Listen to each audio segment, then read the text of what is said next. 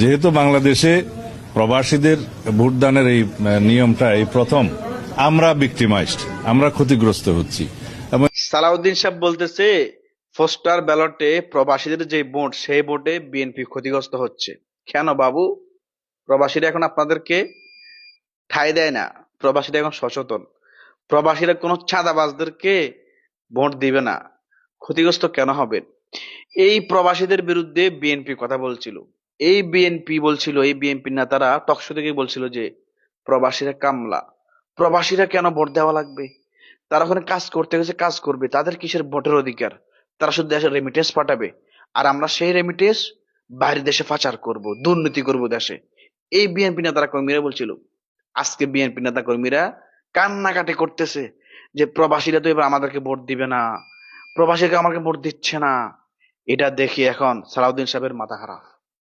প্রবাসীরা আপনাদেরকে ভোট দিবে না, আপনারা প্রবাসীদের ভোটের আশা করেন না।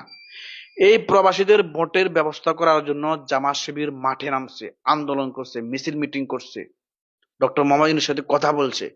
এই প্রবাসীদের ভোটের ব্যবস্থা করার জন্য এনসিপি মাঠে নামছে, কিন্তু বিএনপি এর বিরোধিতা করছে।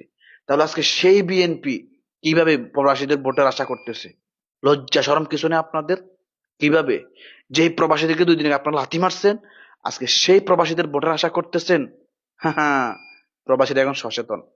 প্রবাসীরা এখন সচেতন।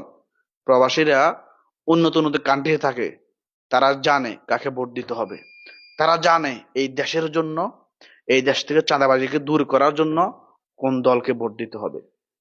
এই জন্য প্রায় 15 লক্ষ প্রবাসী পোস্টার ব্যালটে ভোট দিছে। তার মধ্যে প্রায় 14 লক্ষ প্রবাসী দাঁড়িপাল্লা এবং এনসিপি তে ভোট দিছে।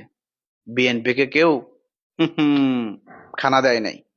সো আগামীতে এই প্রবাসীদের বিরুদ্ধে কথা বলতে সাবধান।